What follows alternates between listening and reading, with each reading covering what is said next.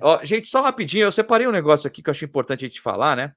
Ontem saiu uma matéria aí, ontem de manhã, sobre a 777, né? Sobre fraudes que está sendo processada nos Estados Unidos. Não é a mesma que colocaram no do New York Times, é uma outra agora, né? Que está na ESPN, está em vários lugares, né? Que eles estão sendo processados por conta disso, né? Vão ser investigados. E aí eu estava vendo aqui que o pessoal do Vasco Connection, um abraço pro Edu, que sempre participa com a gente aqui, ele colocou hoje um negócio que é meio, cara, é complicado, né? Uma semana sem treinador, 4 meses sem patrocínio master, 6 meses sem diretor comercial, 1 ano sem corrigir os erros do programa de sócio-torcedor, 2 anos sem melhorias significativas no CT e 250 milhões gastos no elenco atual. Essa é a gestão da 777 hoje, o que nos preocupa muito. Muita gente vem aqui e fala: vocês falam isso, mas era pior o associativo. Fala, meu Deus do céu, gente, não é uma comparação que a gente está fazendo aqui. O que a gente está falando, a gente tem que cobrar o que está acontecendo agora. O Vasco foi vendido para melhorar e não está melhorando. Pô, antes era pior, mas e daí? A gente vai ficar pensando no antes e não vai querer melhorar o agora. Então, essas informações deixam a gente cada vez mais preocupado, né, Edmundo? Não, mas eu não concordo que antes era pior, não.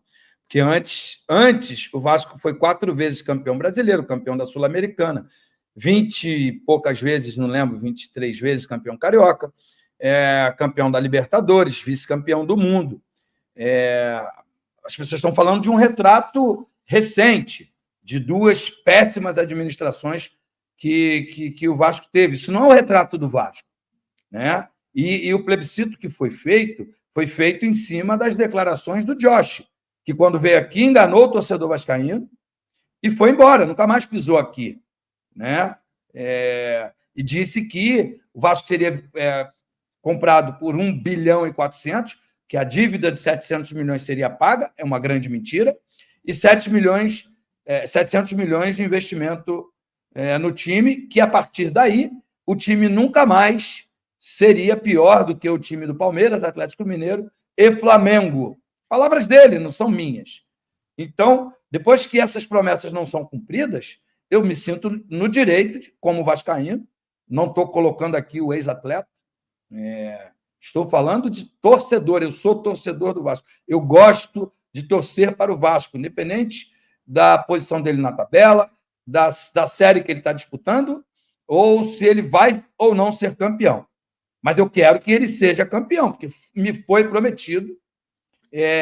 E o pior, tudo que está sendo dito aí, que foi dito pelo Edu, que é um cara, assim como eu, muito vascaíno, a gente não tem nem a quem cobrar, porque eles não se pronunciam, esperam um momento melhorzinho, né? E se livrar do rebaixamento foi o melhor momento do Vasco até hoje, que aí eles anunciaram o investimento, a renovação do Ramon Dias, a contratação do Alexandre Matos, e o torcedor do Vasco comemorou, como se ele, Vasco, fosse o campeão da Libertadores, porque foi naquela semana que o Fluminense conquistou esse título. Edmundo, a gente pode realmente cobrar isso tudo que você falou, né? A minha percepção é o seguinte, que moralmente, a gente tem que cobrar mesmo. Nos foi prometido um time vencedor, nos foi prometido melhoras no CT, nos foi prometido uma série de coisas e moralmente a gente tem que mesmo que cobrar. Mas eu fico pensando, contratualmente, eu imagino, e aí você sabe melhor do que eu, você vai poder falar ou não uma outra história, mas eu imagino que as pessoas que hoje comandam o Vasco devem diariamente estar procurando itens no contrato para tentar dissolver, né, essa associação, essa venda do Vasco para a SAF. E não devem encontrar no contrato algo de errado que possa ser utilizado. Então, a percepção que eu tenho é que a SAF está cumprindo rigorosamente o contrato que foi feito com o Vasco. E eu tenho absoluta convicção disso. Porque, ao mesmo tempo, eu tenho a convicção de que as pessoas estão procurando no contrato algo de errado para tentar uma briga, né, jurídica com a SAF. Então, se a SAF, de fato, está cumprindo rigorosamente com o contrato, quem fez o contrato, quem olhou o contrato e concordou, é que a gente tem que correr atrás. Por que você fez esse contrato? Por que você não colocou nesse contrato isso e isso aqui? Como é que você concorda com esse tipo de contrato? Porque a percepção que eu tenho é que a SAF está cumprindo com o contrato. Porque a SAF ela pode ter, e ela fez mesmo, de boca, o Vasco vai brigar por títulos, o Vasco nunca mais vai jogar contra o Flamengo com um orçamento menor do que o rival. Isso tudo foi dito. Mas isso está no contrato? Se não tiver no contrato, não tem como cobrar. Só cobrar moralmente, como você está cobrando aí, como eu cobro, o torcedor cobra na arquibancada. Esse que eu acho que é o X da questão. Cadê o contrato? Quem é que aceitou o contrato? Por que aceitaram o contrato? Com a SAF não dando quase que nada. Mas mesmo dentro do contrato, tem muita falta de cumprimento dele, né? Eu vou citar aqui três exemplos claros. Manutenção de São Januário, a reforma do CT, isso está em contrato e não foi feito. E o principal é que as pessoas, a gente é meio leigo, né? Você falou que não entende de cozinha, eu não entendo nem de cozinha, nem de advocacia. Mas os advogados do Vasco dizem que o aporte, esse de 270 milhões de reais, que as pessoas informam como elas querem, como convém. Esse aporte de 270 milhões de reais, ele tem que ser feito até 30 de setembro. Não é no dia 30 de setembro. E tem uma lei no Brasil que quando alguém te deve alguma coisa, um valor expressivo como esse, né, e a SAF, a 777, deve ao Vasco, a SAF Vasco, aos 70% da SAF, aos 30% da instituição, 270 milhões. Tem uma lei no Brasil que você pode pedir ou exigir uma garantia desse pagamento.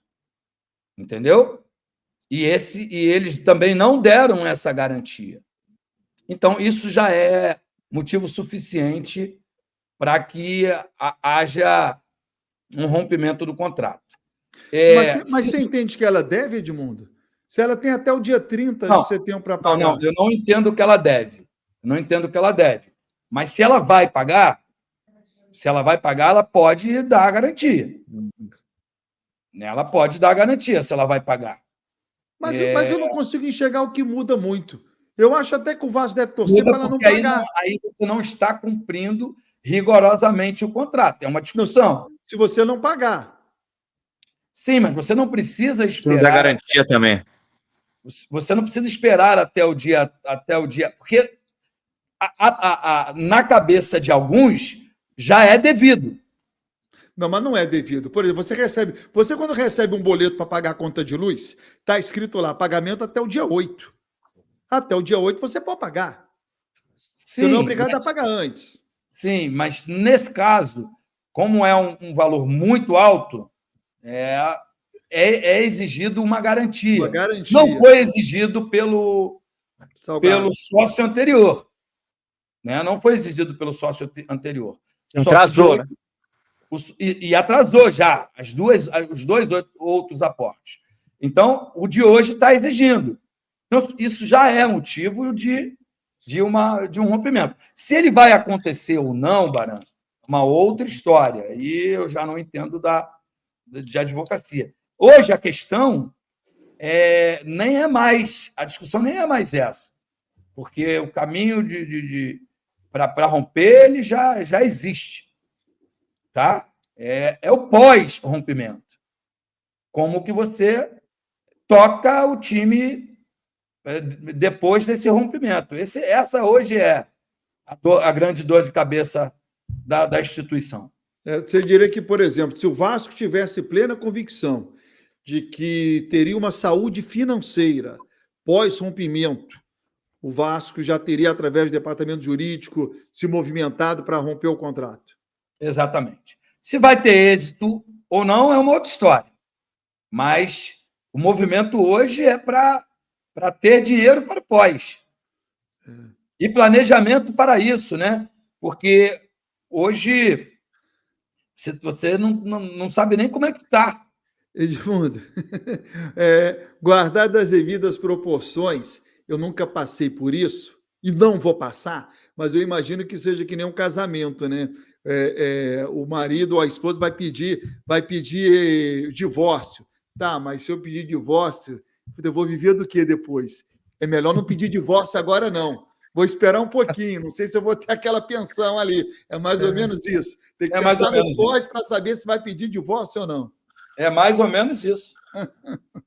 Ai, caramba. E, Agora, agora... o que é muito claro é o seguinte: hoje, independente de quem goste ou não da SAF, de quem goste ou não da 777, de quem goste ou não do Vasco, está muito claro que as duas instituições, SAF e Vasco, elas não se bicam. Parece que um é inimigo da outra, né? E aí é completamente errado. O casamento já foi para o brejo, porque o vascaíno tinha que ter a SAF no colo, tinha que adorar a SAF. Mais ou menos o que acontece com o Bahia, né? Eu tenho certeza que o torcedor do Bahia adora o Grupo City. E no Vasco parece que não tem Baran, mas das notícias que vêm lá de Salvador, é que o Bahia já pagou 70%, a SAF do Bahia já pagou 70% da dívida. E no Saiu o balanço agora, Edmundo. Pagou 258 milhões em dívidas em um ano. Cerca de 70% da dívida. A dívida do Vasco aumentou depois que a SAF entrou. Porque ela só paga o que é obrigado. A obrigação é de você recolher 15% do seu faturamento e pagar. E a dívida ela cresceu proporcionalmente mais do que esse valor que foi pago. Então, por isso o torcedor não está satisfeito. Lá no Bahia tem projeto esportivo. Você viu o meio-campo do Bahia que entrou no jogo ontem contra o Botafogo? Só o meio-campo. Caio Alexandre, Gianluca, Everton Ribeiro e Cauli. Todos seriam titulares no Vasco. Ó, matéria do GE, tá, gente? Vocês que falam aqui, não, Bahia deu prejuízo. O aporte do Grupo City, Bahia quita acordo trabalhista e reduz dívida total em 86%. O clube já pagou 258 milhões em dívidas em um ano. Para você que fala toda hora, deu prejuízo, fala bobagem. Oi, desculpa.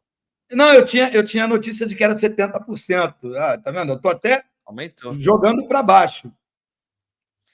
Exatamente. Então, tá para quem às vezes muita gente fala, não sei o que, não. Foi apurado isso daí.